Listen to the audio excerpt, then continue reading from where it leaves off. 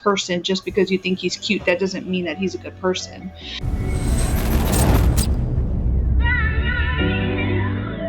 And mentioned that one of the things that our church does is put on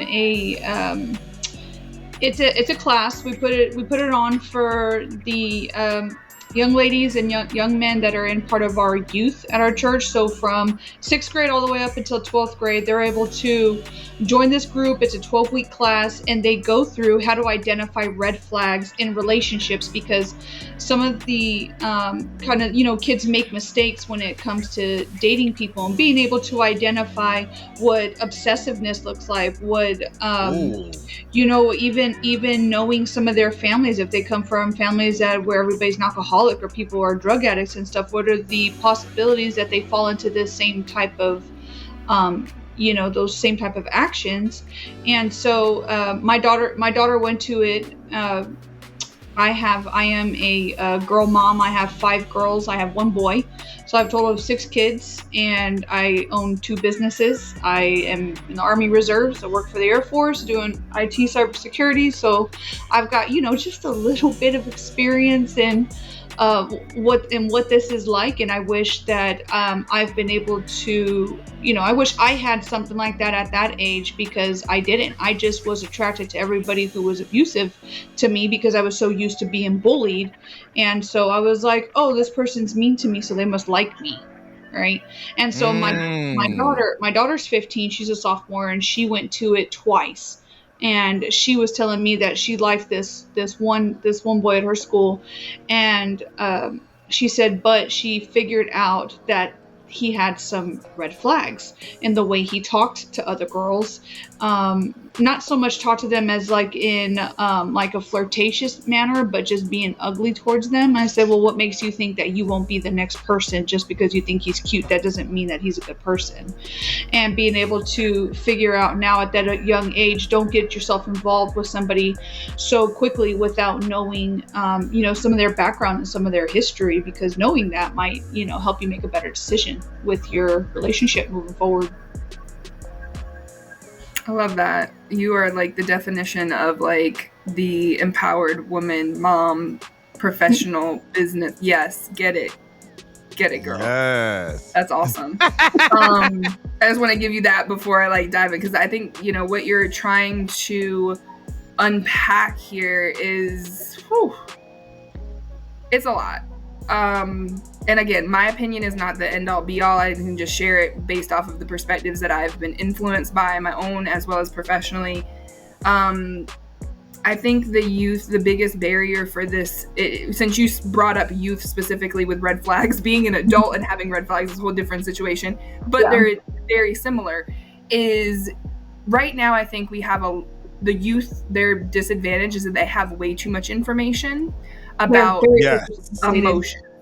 Yes. They're completely saturated about, the pendulum. I talk about the pendulum swinging a lot, and, I see it in generations, just experiences, people try new things. Right now, the younger generation, what is this, Alpha Gen or Gen Zers, they are growing up with knowing having very easy access to information and answers. So they're going to struggle more with attention deficit disorder and potentially addiction if they don't understand the implication of just how fast information's processing, let alone how they decide on it. I also think I mentioned this earlier in terms of like not being able to prevent trauma. I don't think red flags, you're not preventing them. They're supposed to be investigated. They're supposed to help you start paying attention to slow down. That's why red lights are red. We associate them to stop. I love it. Slow down. Yeah. To investigate it. If your relationship is moving too fast, that's a big red flag, but you're also implicated in you being the general person subject we're talking about. Mm-hmm. I'm notorious for this. I love and I love hard. Be like, okay, I'm gonna love him. I'm gonna love them. That is fast. That is a lot of misconceptions. That's a lot of information from an individual, let alone what's being reinforced in being around your peers who have so many emotions that they're just sharing, and you're being a support system for them and being exposed to other people's fastness. And I don't mean just sexualized fastness. I just mean thinking. Yeah. Just feeling, thinking, believing, let alone trying to make a decision about what is a valuable experience for you. Mm-hmm. And I say valuable intentionally because I think the only thing for like parents, but then also, you know, how we start to change and bend the cycle into something a little bit more stable is we have to model what values look like. They don't have to all be the same. By no means are we all supposed to. There's a reason we all look different here. There's a reason we have different experiences, but values are what align us, and they're also what create intention and impact in our society. And so when we look at like not only just teaching your children values, but how to align with them, they're going to naturally grow. That's why youth, I think they do have to go through some toxic relationships to realize. The hope is that they realize earlier, it's like, oh, that's not supposed to be the norm. Yeah. That's not supposed to be. I was very introverted, very shy. I did not have a lot of social exposure to relationships at an early age, nor did I have a parental figure that could model what a man is supposed to treat me like. So I didn't really pay attention to this until my late 20s, early 30s. And I'm only 35. I'll tell on myself. That's part of vulnerability. Like, I'm still learning some of that. Yeah. And you're going to continue to learn that. But if it wasn't for my profession prompting me to pay attention to what I was being told about, like, oh, acceptance and commitment therapy, it's very values oriented, very mindfulness oriented, I wouldn't have like, oh, I don't feel effective in my professional role because I'm not actually paying attention to myself. And then that turned into like, oh, how do I value myself? By just eating everything I want to at the end of the day? Good point. No. So it takes a lot of work.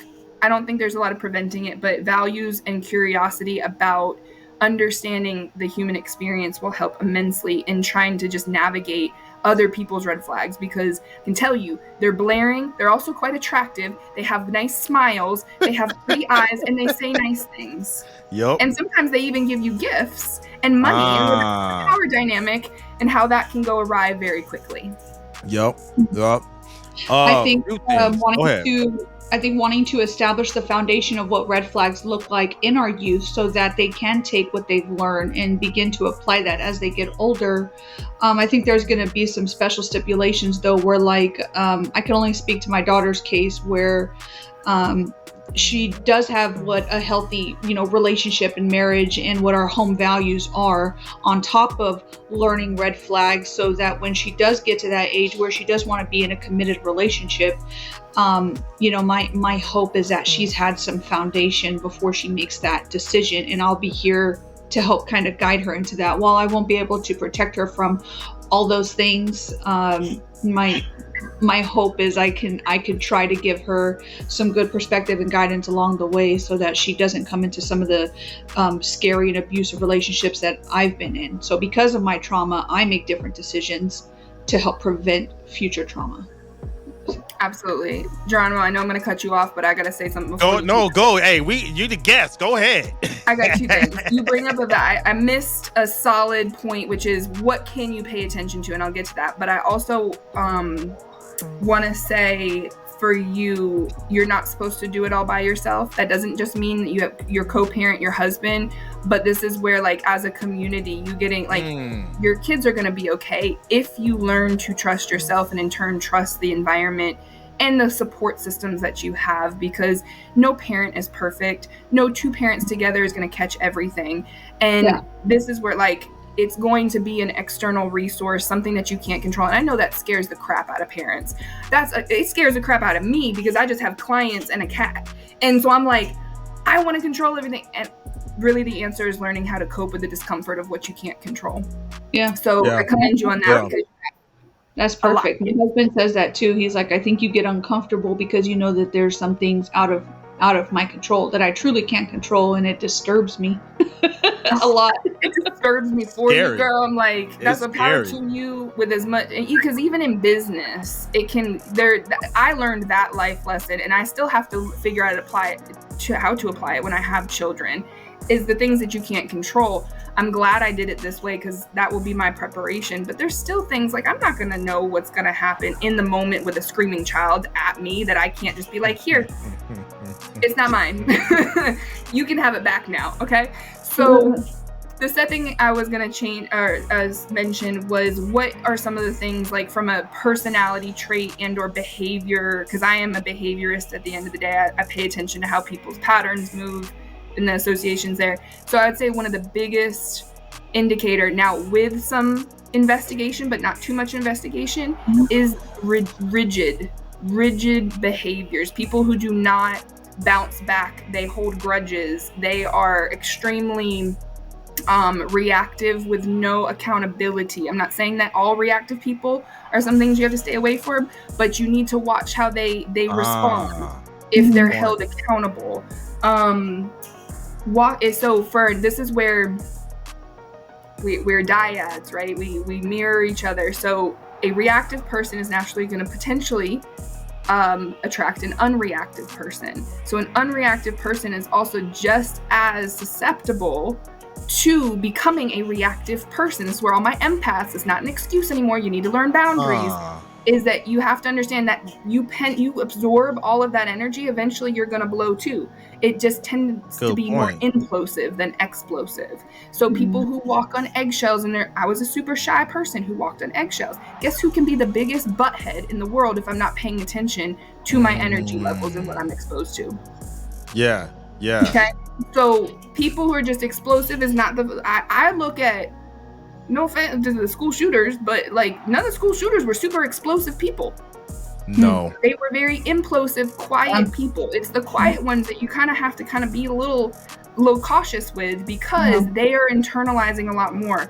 And unfortunately, it is not, I just feel like it is on my spirit to say, but it is not your responsibility to change anyone. You cannot do it. Trust me, I have tried, even as a person in power, to help influence and change people.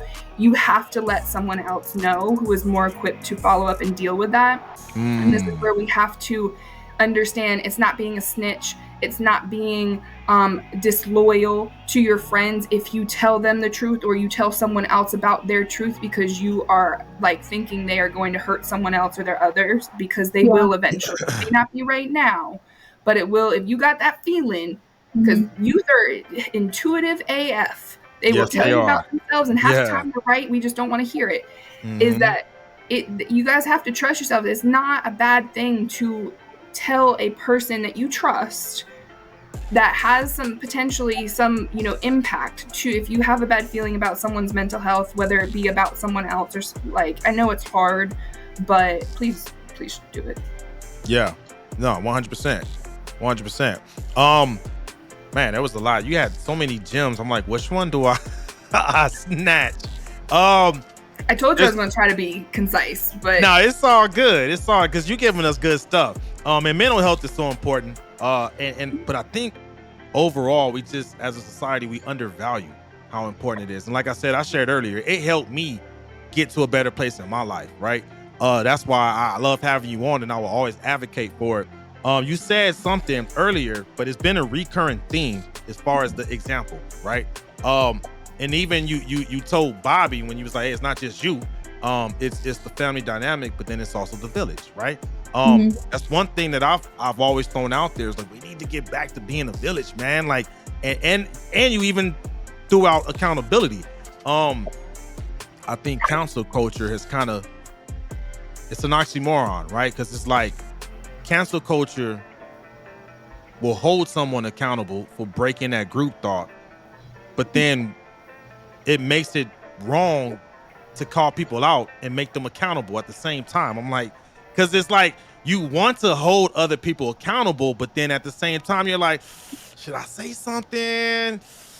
I don't know. You got parents that are afraid to parent, right? Because they're like, man, I don't want my kids calling CPS on me. I come from a different clock. Call them. Because I also know that capital punishment is a thing, and there's levels and limits you can do as well. And I'll share this out there one day. We had a teenage daughter that wanted to test us. We called Popo.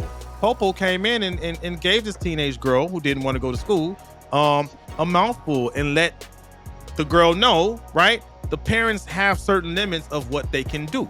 right? Capital punishment within the constraints of the law, right? And I'm just sitting in the background like, you heard that, right? It came from the cops, so keep acting up if you want Well, we to. talked about this earlier. We got the same parenting style. So Yeah, we got the same parenting style. But I say that to say, you gotta be hands-on, man. Gotta be hands-on. Like it can't be just mama, showing that example. It has to be daddy or whatever the dynamic is, right? Everyone has to help. Everyone has to help. Because you gotta know what good looks like to recognize the bad. And that's because I got caught up too. It's not just the women, right? When it comes to red flags, right? I think where I come from, I think we accepted toxicity, right? And here's the example of how we manifested it. She crazy as hell, but she fine in a motherfucker though. You know what I mean? Like we made it okay for a female to be I talk toxic. about that all the time. Sorry, but women have gotten, it's not just women, but women have gotten away with a lot just because they're attractive. Yup.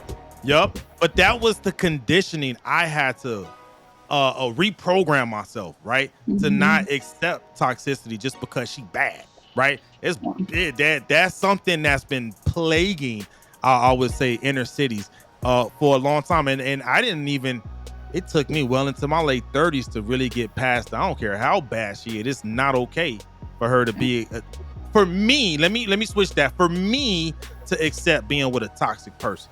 You know what I'm saying? Because at the end of the day, I had to accept the fact that if I was ever with someone and it was a toxic relationship, that's on me because I chose to be with a toxic person. You know what I mean? And people would try to help you give yourself ways out and be like, no, but she shouldn't be. I'm like, well, the red flags were there, right? I knew she was toxic. I knew she was negative, but I stayed with her. That's on me. You know what I'm saying?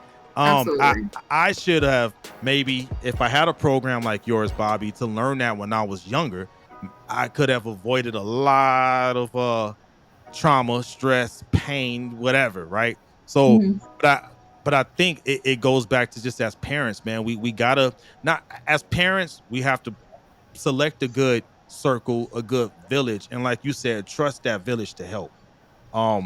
That's good though. That was really good. Well, so let me add one more thing that's kind of like weaseling its way out of here in this is I think it's a barrier, but then it's also an action towards the solution. Barrier meaning a barrier to like us changing the problem. And that's connection. Connection looks very different, but we are so, I don't know if you guys have seen other headlines about the loneliness epidemic and just the lack of, I know y'all experience it because of your conscious individuals, but you see it in terms of people's behavior, in terms of like people's increase in irritability, the lack of desire, and cancel culture is a lack of connection to resolution. Like if we can't understand how to like not excise people, I understand, people being held accountable for their behaviors, but also making them excluded is not actually helping how we move forward. Yeah. It's just a delusion. Yeah. Honestly. Yeah. Like, oh, they're not part of the problem. They're sitting in prison and they're exposed to the officers who work in the prison and then have families at home and live this vicariously through just their exposure to the people that are behind cement walls. That's a whole nother topic for another time. Yeah. My main point is what can help. What's the issue is the lack of connection. How do we get more connected? And that is at least my philosophy, but a lot of the research shows is you have to understand your own connection to yourself. We're so disconnected between screens, and that's not a bad thing. Like that's a good form of connection, but we're actually losing sensory perception by looking at you at a screen. All I've been doing is staring at myself and making sure my bangs don't fall in my face. Not all the time, but or I look at other people's, your environment, and mind you, my brain, I assess and I observe for a living. So it's like I have too much information about you already, just based off of seeing into your personal world. So there's an issue with social media. It's helping connect us, but we have too much distorted information that actually pertains to us that makes it an issue of how do we actually connect with people in real life. good point. So connecting with ourselves as individuals, and that's part of learning how to recognize red flags in others and potential dating partners, huh? Yeah, because you got your own red flags you got to figure out too. Good point. Good. And again, I had to learn that through my journey, right? And I'll share a story on how I learned some of my red flags, right? I come from LA, and we may not be the nicest people coming from LA, especially South Central. But I had a lot of LA-isms, right? That I had, and I was dating someone that was from Alabama, and she would point stuff out that I just wasn't aware of. Because I mean, it's normal from where I come from, right? But then I read this book called How to Win Friends and Influence People, and I got to certain sections that were talking about how powerful words can be, right? And like literally, it was describing what she was telling me, and I was like, she's right. So I had to like realize, okay, first, I'm sorry. I did not realize that I was being a bad person to you. And words matter, right? So where I had to have, to your point, right, realize that I had red flags that I was just throwing out all over the place. But I had to own that and be like, you know what? You're right. I am an asshole. I need to stop. And then had to be open to that feedback to be like, what else am I doing? And then I'll read it in the book, confirm it. All right, I'm not going to win friends if I'm acting like this, right? So yeah, good point. We have to be able to take accountability. I had those red flags that I had to start controlling in order to, attract the right person that maybe they're not red flag like lists. They still have red flags, but they're open to the feedback. Say, maybe we can work on this, right? This is what I did, try to help not be this kind of way. Now I will say this, because I've been on that journey and now I can detect the red flags. People aren't very welcoming when you address the red flags and be like, you know what? Hey, I think you could work on that. And I think we could be a tighter unit if we work on these red flags together. That where we've reached a point to where it's very hard to get that connection going, because if you try to say, hey, I noticed this, let's try to work it out. To your point, you said this, we're not really focused on the solution. We're more just it's just a problem. Now you're the problem. Now get out of here. You're exiled. Yeah. Like it's crazy. Well, a lot of that, I think, not to be the stereotypical therapist yet, but it forms when we were likely held accountable when we were younger for things that as children we didn't have that much responsibility for. So we were already modeled lack of accountability because it didn't feel good for our parents to displace their anger on us when it had nothing to do. Yeah. It's not ours, right? So that sets a lot of the tone for how that lack of accountability manifest in adult life. But accepting it is also very stressful. As much as I have trained myself to be like, oh yeah, I messed up, it still feels something. Yeah, I still feel something. We have to get out of this, not only just cancel culture, but the lack of like, oh, I don't care. You are a human being. Yeah. And I need you to care. And I need you to learn what caring means with some protective factors and information that, you deserve to have boundaries. But boundaries are things that people are going to cross, and they also tell you about where your boundaries are moving forward, so you can work towards preventing those things, from happening again, those red flags from being so alluring and attractive to you. But yeah, that connection, those conversations don't typically happen at Starbucks. Like when we're just grabbing coffee and, updating people about our lives. They require more investment it's really time. And just putting the time aside to really understand, like, what are you? What makes you up? You know a lot about yourself. I'm not here to tell you that you don't. I'm here as any therapist. If anyone therapist is telling you about yourself and labeling you and making you believe something about it that you don't truly, that's a red flag right there. Therapists got red flags out the yin-yang. I see what you did there. Like, this diagnostic culture, like there is a whole, like that's actually like the first third of the treatment process is diagnosis. There are like 2/3 of the process of understanding when we talk about treatment. And I can lay those out in one of my content, but it's just like people keep getting stuck because it feels better to be labeled and to be not accountable and understanding, accepting responsibility is a huge thing, but it is what sets you free. It set me free once I took that accountability. So that's great. Give us a final thought to wrap this up with, Sara. This was good convo. I'm gonna throw it out there. We didn't cover all the topics just because this got good. It got good. So but we can't keep everyone all night. We can't keep Sara all night because she's serving a lot of people out there in North Carolina and around the world. I'll be back. Oh yeah, definitely. We gonna keep doing this. So give us a final thought, wrapping all of this up, moving forward. I have a lot to say, but sometimes I just be like, ooh, I don't have much to say here. My final thought is one is going to be, make sure you breathe with intention and hold your breath a little bit when you right after the inhale, because that will help regulate your central nervous system. It's kind of like my life advice for everyone. I like that. Inhale for 3, hold for 4, exhale for 5. All that as a resource is on my website. But my final thought really is like, if you're desiring change in your life because maybe you feel like you're stuck, you're at a crossroads trying to figure something out, that is such a normal experience because there's so much that can turn you around in this life and make you feel like you're lost. But I would remind you, just like, trust, you're not that far off the path. Now, you're like actively in an addictive cycle with something, you may be a little bit of a stray, but you're not really that far off. Okay. So for those that may think they're crazy, you're normal because we're all crazy, huh? That's how I interpret that. Yep. Woo! No, thanks a lot. This presentation did not get discovered insanity. It did not. It was through tough mental processes and trauma and coming out to the other side, and I still got a lot of life to live. So.